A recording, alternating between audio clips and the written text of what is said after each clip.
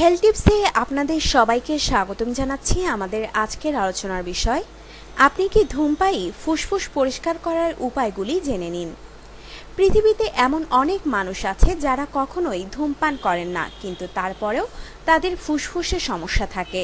কিন্তু অন্যদিকে যারা প্রায় 40 বছর ধরে ধূমপান করছেন, তাদের ফুসফুসে কোনো ধরনের সমস্যাই নেই। এই বিষয়টি প্রতিটি মানুষের শারীরিক রোগ প্রতিরোধ ক্ষমতার উপর নির্ভর করে। তাই আপনি ধূমপান করুন আর নাই করুন, আপনার ফুসফুসের সমস্যা হতেই পারে। এজন্য 72 ঘন্টার মধ্যে কিভাবে আপনার ফুসফুসকে পরিষ্কার করবেন দেওয়া হলো তার কিছু পদ্ধতি। তবে ফুসফুসের সুস্থতায় আপনাকে অবশ্যই সব ধরনের দুগ্ধজাত খাবার হতে নিজেকে দূরে রাখতে হবে এবং ফুসফুস পরিষ্কার করার পদ্ধতিগুলোর মাধ্যমে দুগ্ধজাত খাবারের টক্সিনগুলো বের হয়ে যাবে।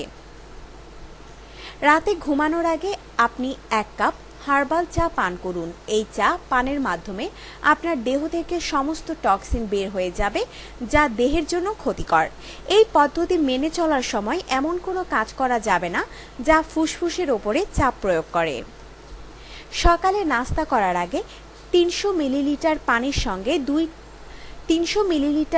সঙ্গে 2টি লেবু চিপে পানির সঙ্গে মিশিয়ে পান করুন। আঙ্গুর বা আনারসের জুস বানিয়ে পান করুন, কারণ এই দুটি ফলের জুসে রয়েছে প্রচুর পরিমাণে অ্যান্টিঅক্সিডেন্ট, যা আমাদের দেহের শ্বাস প্রশ্বাস নেওয়ার পদ্ধতিতে উন্নতি করে। সকালের নাস্তায় ও দুপুরের খাওয়ার সময়ে খাদ্য তালিকায় রাখুন গাজরের জুস।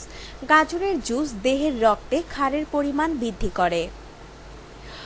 দুপুরের খাবার খাওয়ার সময় কলার জুস, নারকেলের শাঁস, পালং শাক খেতে পারেন, কারণ এই খাবারগুলোর মধ্যে পটাশিয়াম রয়েছে, যা দেহের বিষাক্ত টক্সিন পরিষ্কার করতে সাহায্য করে।